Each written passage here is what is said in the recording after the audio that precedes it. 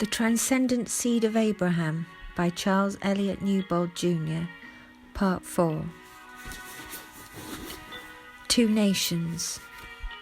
Jacob.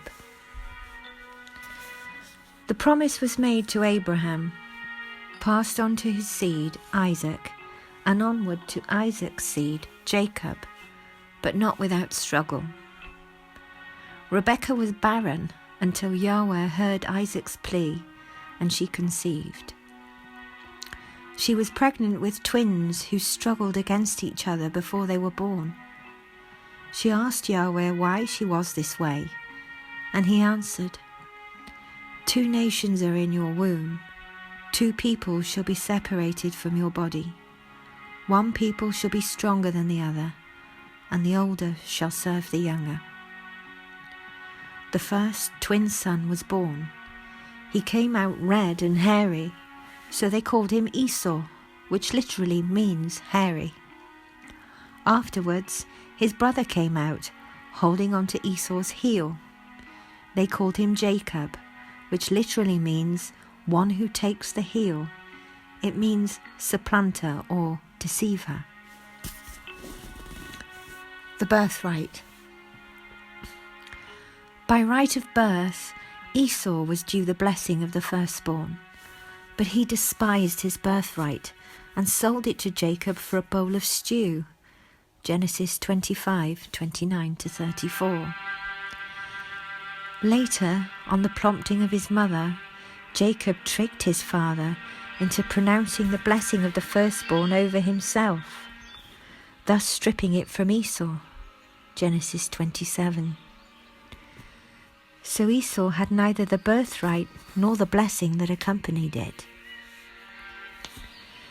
Isaac blessed Jacob, saying, "Therefore may God give you of the dew of heaven, of the fatness of the earth, and plenty of grain and wine. Let people or nations serve you, and nations bow down to you. Be master over your brethren, and let your mother's sons bow down to you. Cursed be everyone who curses you, and blessed be those who bless you." Genesis 27:28-29. Note again the similarities between this and the covenant made with Abraham. Esau was enraged at Jacob's deception and the loss of his blessing, and threatened to kill Jacob. Esau lifted up his voice and wept, pleading with his father, "Have you only one blessing, my father? Bless me also, O my father." Genesis 27:38. Isaac answered with a mixed message. "Behold, your dwelling shall be of the fatness of the earth, and of the dew of heaven from above. But by your sword you shall live. You shall serve your brother, and it shall come to pass, when you become restless, that you shall break his yoke from your neck." Genesis 27:39-40. Esau was given temporal prosperity, but in the context of adversity. He took wives from the women of Canaan. Esau became the nation or tribe of Edom, which literally means red. Genesis 36:8. He was the father of the Edomites, who later prohibited Moses and the Israelites from passing through their land in Mount Seir. Numbers 20:14-21. The blessing of the covenant. More was at stake for Esau than losing his birthright and blessing. The Abrahamic covenant by all natural rights should have passed to him, but was passed to Jacob instead. Yahweh knew and chose Jacob before the world was. These events had to take place at set times in the drama of Yahweh's intervention upon human history. Isaac told Jacob to return to the house of Rebekah's brother in Paddan Aram to take a wife for himself. Before leaving, Isaac pronounced the Abrahamic covenant upon him. He said, "May God Almighty bless you and make you fruitful and multiply you, that you may be an assembly of peoples, and give the blessing of Abraham to you and your descendants with you, that you may inherit the land in which you are a stranger, that God gave to Abraham. Genesis 28, 3-4. On his way to Padan Aram, Jacob dreamed of a ladder extending from earth to heaven, with angels ascending and descending on it. Yahweh stood at the top of it and confirmed the Abrahamic covenant, saying, I am Yahweh, God of Abraham your father, and the God of Isaac. The land whereon you lay, to you will I give it, and to your seed. Your seed shall be as the dust of the earth, and you shall spread abroad to the west, and to the east, and to the north, and to the south. In you and in your seed shall all the families of the earth be blessed. And behold, I am with you, and will keep you in all places where you go, and will bring you again into this land. For I will not leave you until I have done that of which I have spoken to you. Genesis 28, 13-15. Jacob called the place Bethel, meaning house of God. Once again, we see the transcendent seed of the covenant passing to one of Abraham's descendants and not another. Wrestling with Yahweh.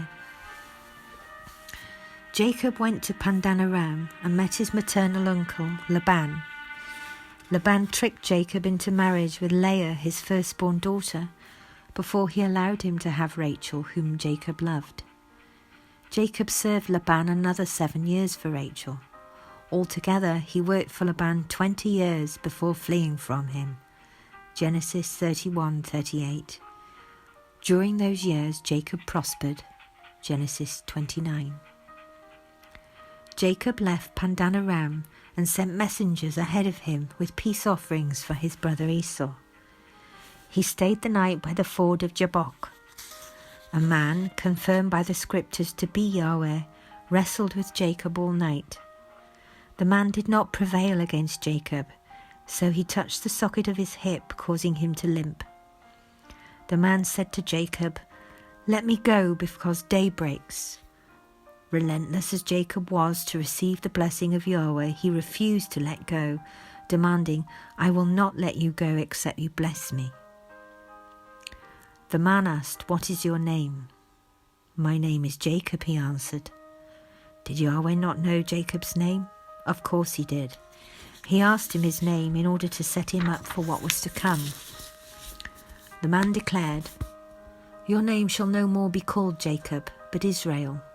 For as a prince you have power with God and with men, and have prevailed." Genesis 32:28. The word power in Hebrew means to contend, have power, persist, exert oneself, or persevere.